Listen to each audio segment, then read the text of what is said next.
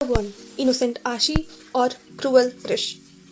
आशी एक सीधी सादी मासूम सी लड़की जिसे आज तक किसी ने छुआ तक नहीं। उसे एक अंडरवर्ल्ड माफिया जबरदस्ती शिकार बनाता है अपनी हवस का।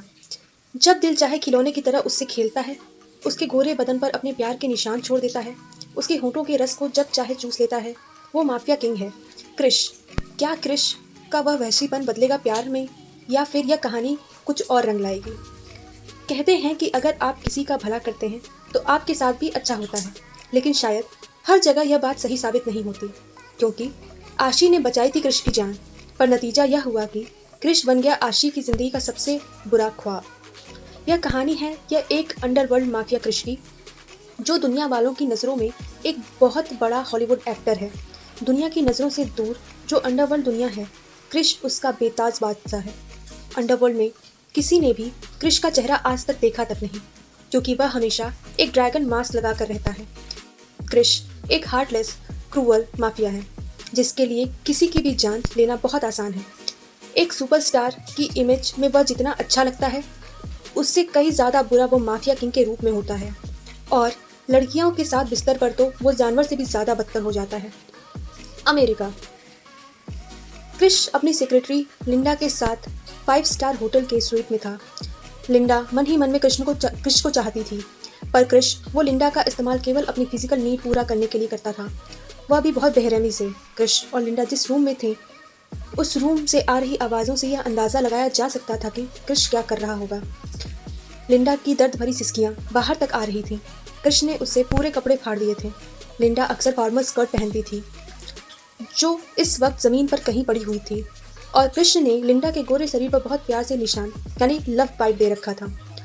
लिंडा अपनी सांसों को काबू करते हुए कहती है, Krish stop it, I am tired, I can't take it any more. Krishna Linda की बात को नज़रअंदाज करते हुए कहता है, shut up Linda, I am not done yet. तुम्हें दर्द लेना होगा, तभी तो मुझे मज़ा आएगा। क्रिश एक डेविल की तरह हंसने लगा। लिंडा की सिसकी में जितना दर्द होता, क्रिश उतना ही खुश हो रहा था। वहीं दूसरी तरफ है आशी, बेहद मासूम और भोली भाली सी लड़की, दिखने में गजब की खूबसूरत, बड़ी बड़ी आंखें, सुराही सी गर्दन और परफेक्ट फिगर। जब आशी 5 साल की थी, तब से वह पटना के एक अनाथ आश्रम में भी बड़ी हुई थी। आशी के लिए प्यार ही सब कुछ है। आशी का मानना है कि प्यार से कुछ भी जीता जा सकता है।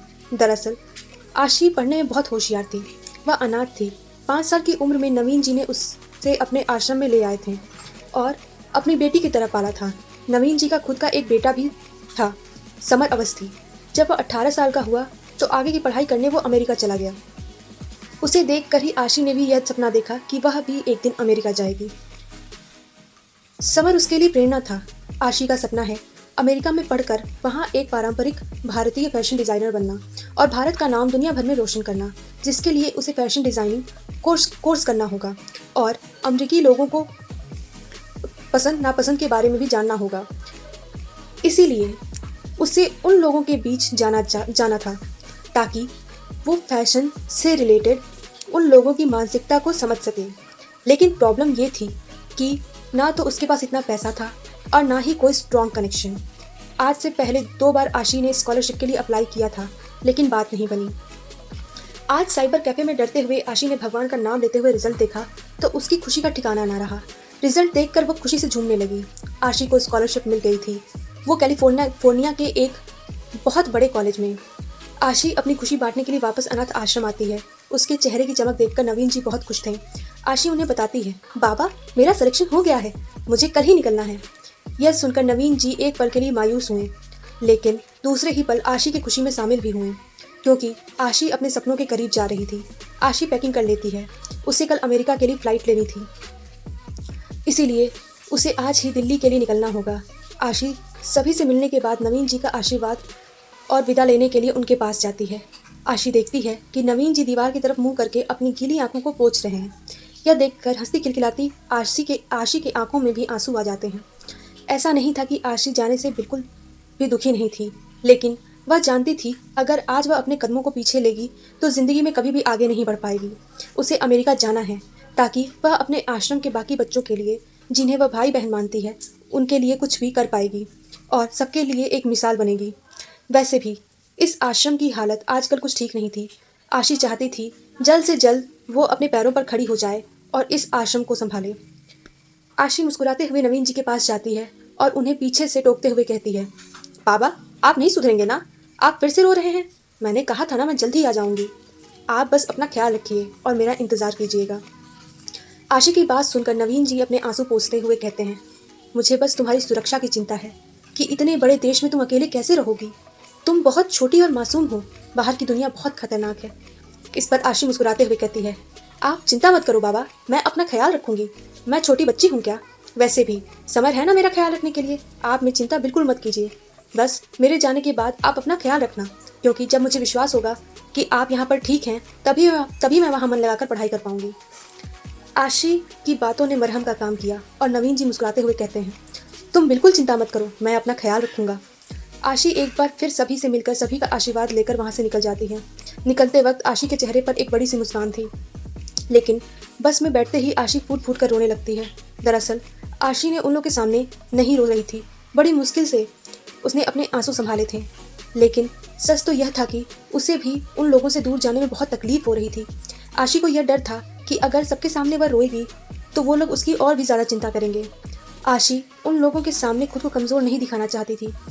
अपनों से दूर होने का दर्द महसूस करते हुए इस वक्त आशी अपने आप से वादा करती है, मुझे कामयाब होना है और अपने सपने को सच करना है। अमेरिका के बड़े 5 स्टार होटल के प्राइवेट सूट्स में क्रिश के दिए दर्द को झेलती लिंडा की हालत बहुत ख़राब हो रही थी, लेकिन डर के मारे वो कुछ बोली भी नहीं।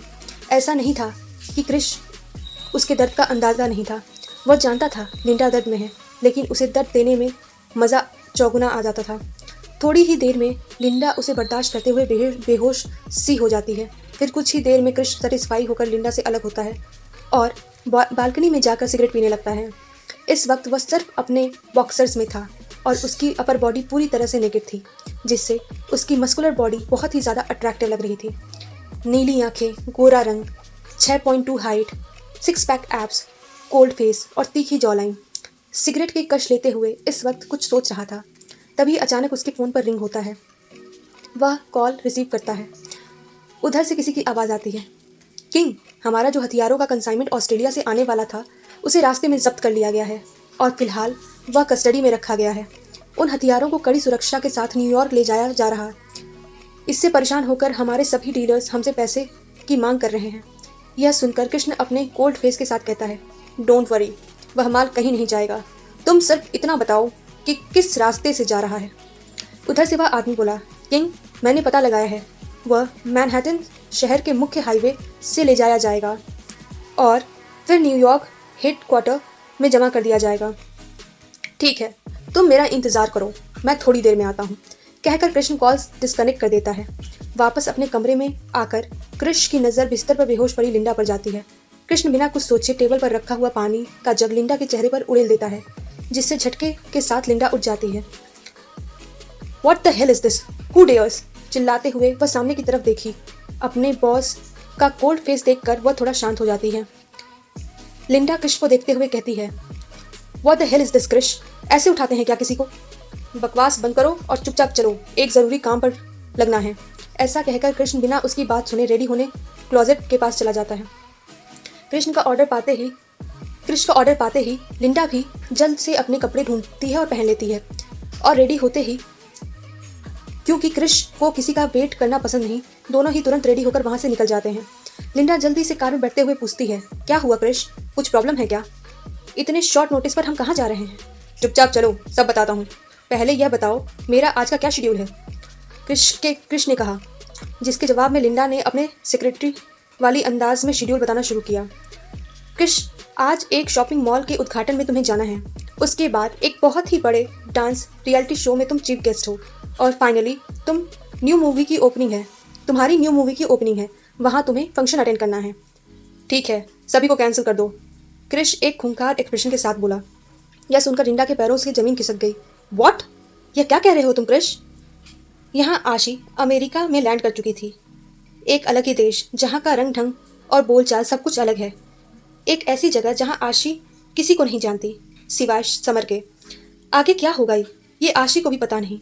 दिल में थोड़ी सी घबराहट और अपने सपने को पूरा करने का जज्बा लेकर आशी पहुँच तो गई है, पर देखना होगा कि क्या होगा जब मिलेंगे दो अलग शख्सियत के लोग। क्या होगा जब टकराएंगे कृष और आशी। उम्मीद है आपको मेरे साथ ये कहानी सुनकर मज़ा आया होगा। मुझे भी ये कहानी बताते हुए बहुत अच्छा लगा। अब कल मिलते हैं एपिसोड 2 में। तब तक के लिए बाय बाय।